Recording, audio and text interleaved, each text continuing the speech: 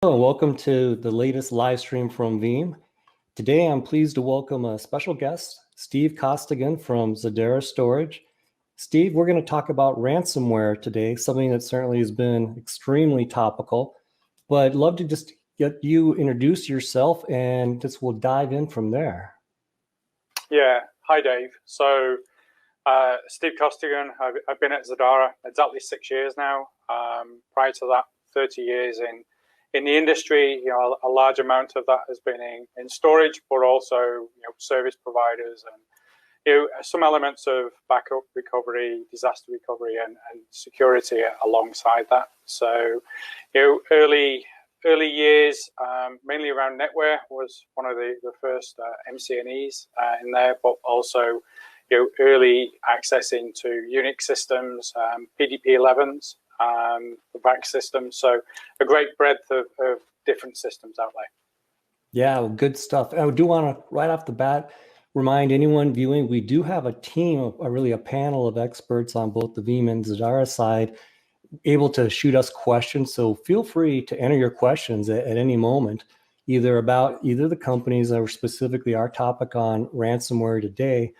And what we wanted to do is first kind of tee up a bit of discussion. I'll call it more of a macro view, a higher level view.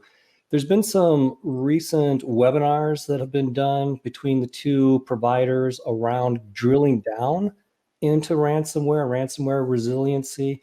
My colleague and product strategy team, Rick Vanover, recently did a very specific drill down on Veeam in terms of ransomware and steps you can take, considerations that you need to be aware of, really from a product level and kind of a password, best practices and overall implementation.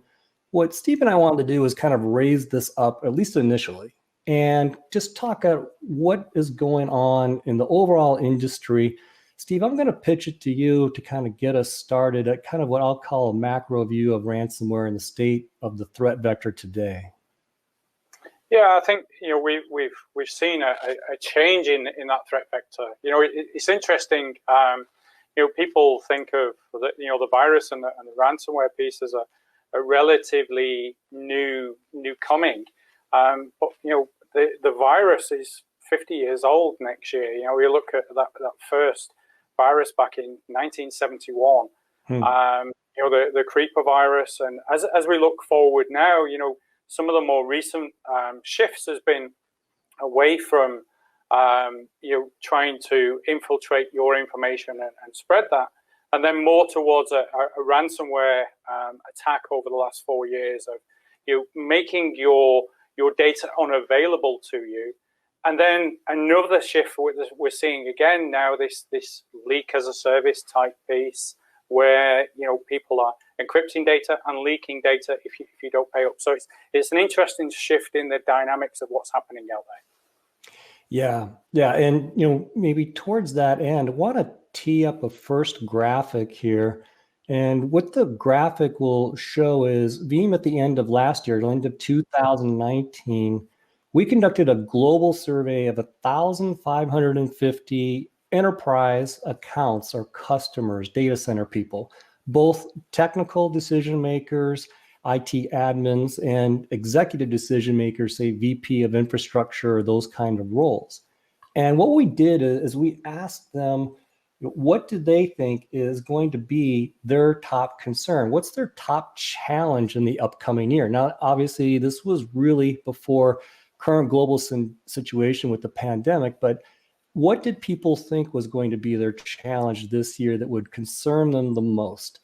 Very interesting, they were allowed to vote multiple times. And if we kind of double click or highlight the top one, cyber threats made the top of the list, higher than skill shortages, which have certainly, Steve, we've seen for years, people have been concerned with not enough headcount or not enough full-time equivalents.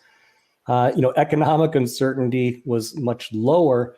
You have to believe, coming out of this certain situation we find ourselves in now, that's going to be even higher. But Steve, to your point, economic uncertainty is also triggered or amplified by cyber threat concerns. But just on this list, it's curious to me that for technologists, that are worried about keeping applications up, that are worried about having enough human resource, that are worried about having enough dollars or some other kind of capability or shortage of, cyber threat tops that list. Yeah, and I think you look at the elements around this, in terms of trying to get specialized people. You know yourself. People are now furloughed. People are working from home more. The IT staff are working from home. You can't just turn around and say, hey, Jim, can you just come and fix my laptop? I've got this problem. It's just not possible anymore. So we're relying more and more on remote tools. That reliance on more tools opens up more threats.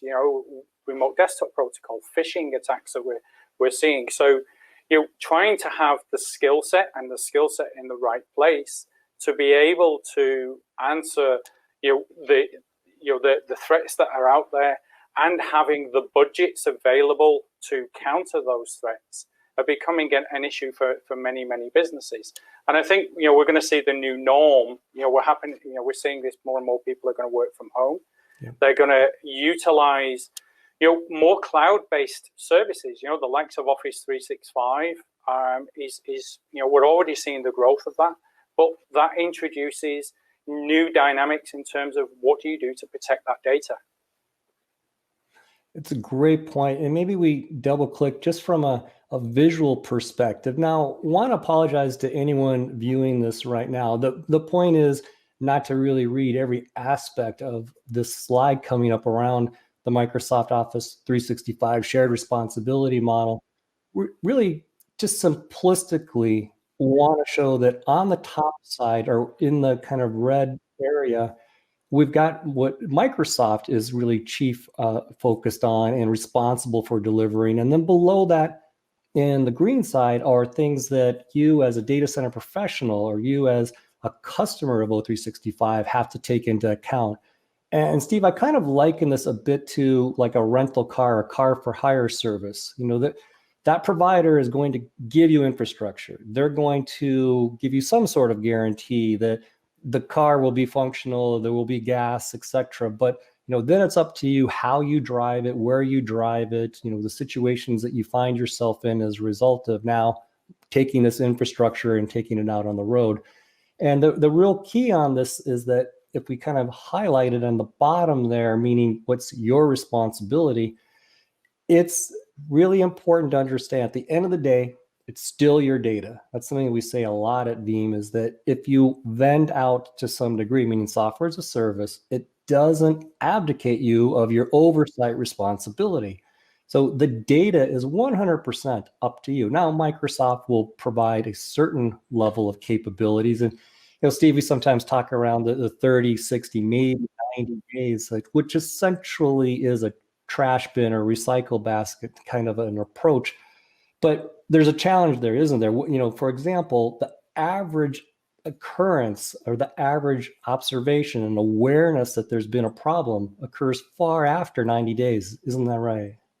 Yeah, I mean, if you look at the analysis, and Veeam's done some great analysis in this area, 140 days is the average between you having an incident and then noticing that incident has got a validity to it in terms of data recovery, accessibility, and it introduces new dynamics because people just think, hey, the software as a service provider has got my back, they're doing everything I need to do. And that may not necessarily be the case. The shared model, it's interesting you bringing up that car rental model, because you go and buy a car and they try and sell you all of the additional services, don't they? Do you want tire protection? Do you want no waiver damage and all of these things? And really, when you look at O365, that's what you need to do. You need to protect and ensure that you're meeting all of your needs, and they're not just about things that you take in every day. Data deletion, data corruption, bad actors, ransomware attackers, but also for things like compliance, and what we're seeing over here in Europe, particularly GDPR is a major impact for organizations. And as we move more and more data into disparate cloud services, that means that they're all constantly online, means that we've got to start to look at different ways of protecting that data. And many organizations are both online and offline. And what I mean by that, they're working in a hybrid model. And I think this is key to where Veeam are heading and where Zadara have been heading since our inception, in terms of this hybrid model is becoming the dominant model as we play out. And I think GDPR fines are going to start to happen more and more for organizations that are not protecting their environment correctly. Yeah, and I think I'm glad you brought out other aspects of this, meaning data first and foremost, meaning data availability, of course, hits this list. But from a security perspective, from a regulatory data leakage, GDPR perspective, there's still a lot that you need to take into account. And not to focus too much exclusively on O365, but it's one of my favorite SaaS or software as a service examples because, well, really two reasons why. First is most organizations already have experience running Exchange on-prem, and then they've gone to a O365 model. Maybe it's a hybrid model. Maybe they've gone completely. But they've already established a practice, protocols, procedures, service level agreements, and expectations around what the data retention is going to be, what kind of incidents they can recover from, the granularity that they would be able to pull back data from. And going to straight service O365 in the cloud does not necessarily mean you're going to get all of those things that you may have come to expect when it was on-prem.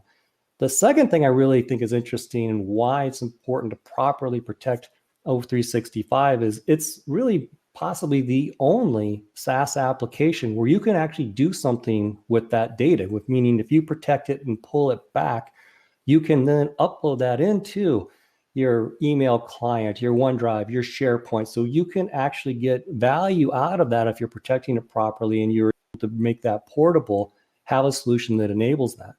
But let's move along a little bit more generally. And if we look at the next graphic, this is something that maybe many of you, actually, hopefully all of you may have heard about. We used to call it the 3-2-1 rule. You can see we've added some digits, but let's just parse that out left to right.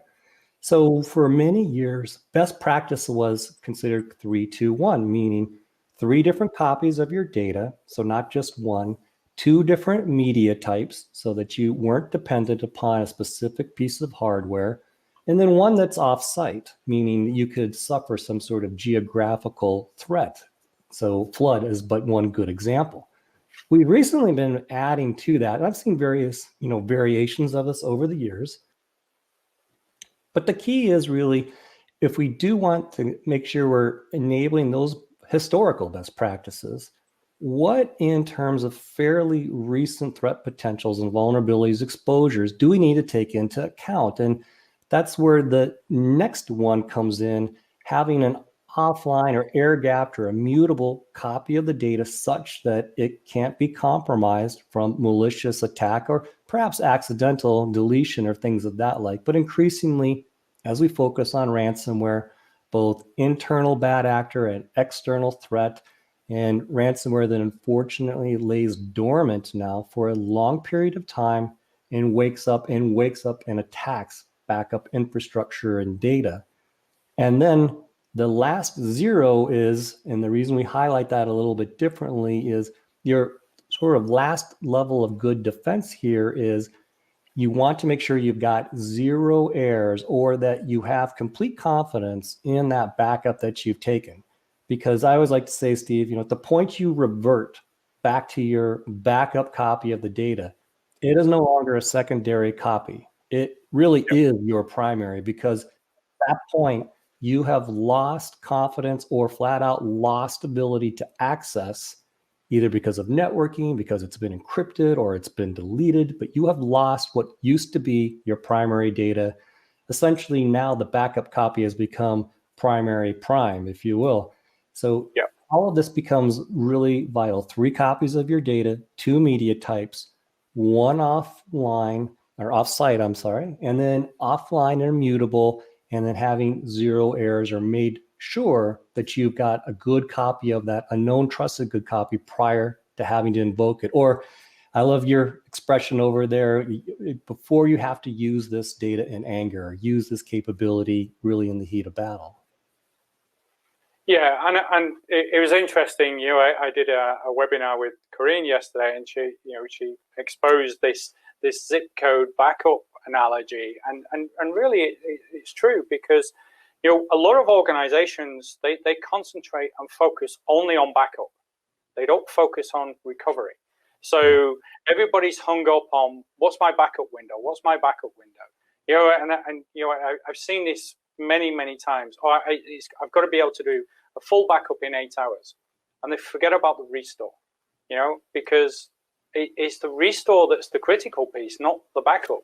Can you actually ensure that your backup actually works? And the analogy is, if you remember, Schrodinger's cat, and if you take that into the backup world and you go Schrodinger's backup, how do you know your backup is actually valid if you never open the box? So you have to open the box, and this is where Veeam, it adds some really additional capabilities. Certainly when we look at data labs and this ability to look into the backup stream, looking at the ability to maybe run an antivirus against your backup, your offsite copy before you actually need it, and validating that, especially when we're looking at this long term, this shift to 30, 60, 90, 140 days before an attack is happening. And that is the shift that we're seeing from ransomware now, is it's lying dormant for a large period, it's entering the backup stream. So if you've not validated your backups and you've gone through a restore process, and you then make that your live copy, and then the live copy is impacted, where do you go from there?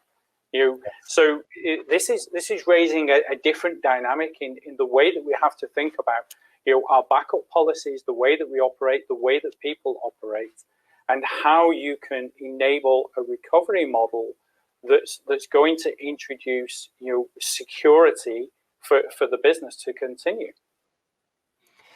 Yeah, and let's bring up a graphic that we'll kind of parse through jointly here, Steve. And as we're doing that, I think the interesting thing here is that availability is taken on a very different dimension now, or more recently, meaning historically we only recovered 2 to 3% of the data we backed up. And the issue with that was you had to protect ideally all of your critical data, because you didn't know which 2 or 3%, and you didn't know what time frame or when you might be pressed to try to recover that. Now, unfortunately, some of the cyber threats, ransomware that we've been talking about, the surface area of attack now goes from 2 to 3% to literally 100% potential. So it really changes our landscape dramatically. And if we look at this slide, it looks busy, but we'll parse through it very quickly. I'll take the left-hand side, more Veeam oriented, and Steve, I'll pass it over to you as we get there to talk about from the Zadara side. But just simplistically think about various workloads. And here we're representing VMware, but certainly, from a Veeam perspective, that could be VMware, Hyper-V, Nutanix, AHV, physical Windows, physical Linux. It could be, Solaris, AIX, etc. But the point being really here, we're just giving you an illustrative example where we ingest a workload in from a couple different servers. We take it into production storage. And again, that could be any kind of servers that we're running on. That could be any kind of production storage, from just a bunch of disks to something more exotic like a HPE dedicated storage array, or something like a flash blade, etc. Or even Zadara. Yeah, or certainly Zadara. There's any number of choices. So you've got a lot of flexibility there, but we ingest the data, we bring it in off of production storage, and then bring that over. Now, Steve, I'll hand it over here. Once Veeam captures the data, potentially stores that, maybe we even execute a verification job, that last one. What happens now just from a sort of protection and storage capability over time? So I think the key elements here is to ensure that you introduce a process that includes air gapping, and this is a critical piece in terms of trying to ensure that there are gaps, physical gaps and logical gaps between each of the stages. So if you take that on-premises enterprise backup capability, running against a Zadara virtual private storage array. So we virtualize our storage into a cloud that's truly multi-tenant, truly multi-tiered, and in any location. We offer the same OpEx model regardless of. Now, if we take a Zadara VPSA as providing that initial backup copy, then that's air gap from the production storage. So that would take the initial backup.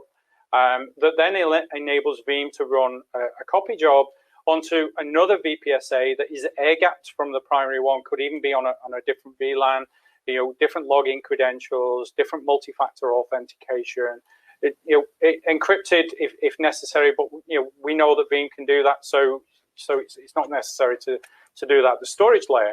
And then, using a scale-out backup repository option there of using Zadara's object storage, which again can be air-gapped but still part of the same infrastructure, providing an immutable object storage that enables that 3211 capability.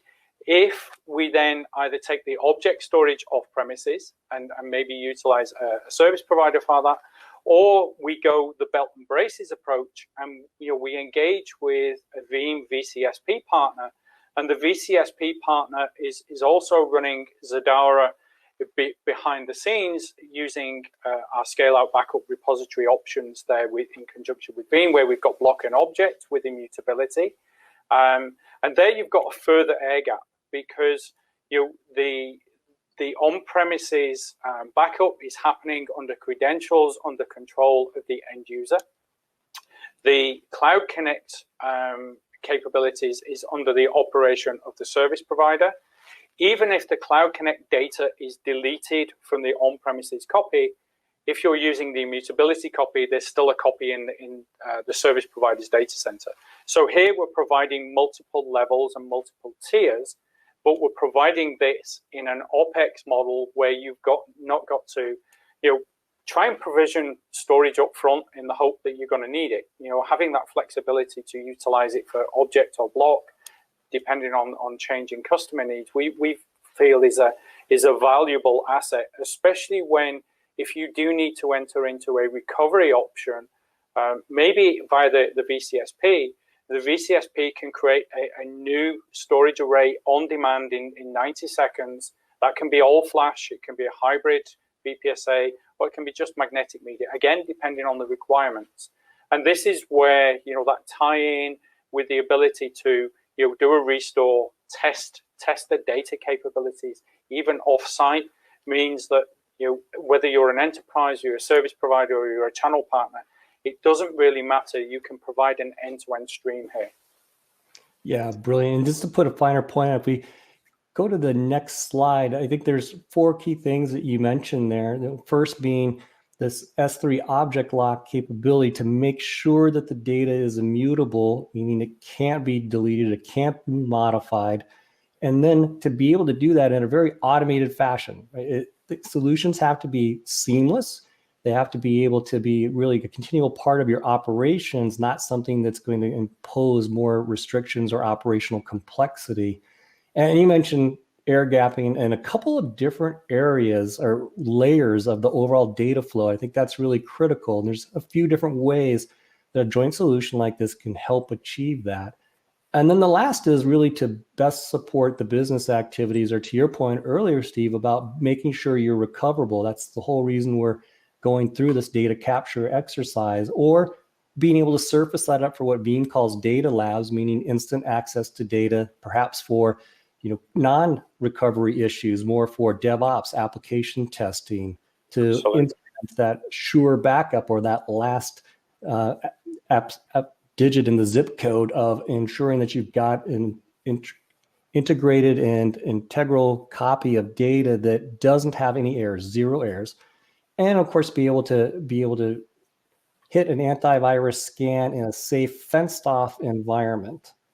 So 3-2-1-1, object lock, automated process, and air-gapped, and then really on demand to support your current capabilities and processes, and potentially even over and above ransomware.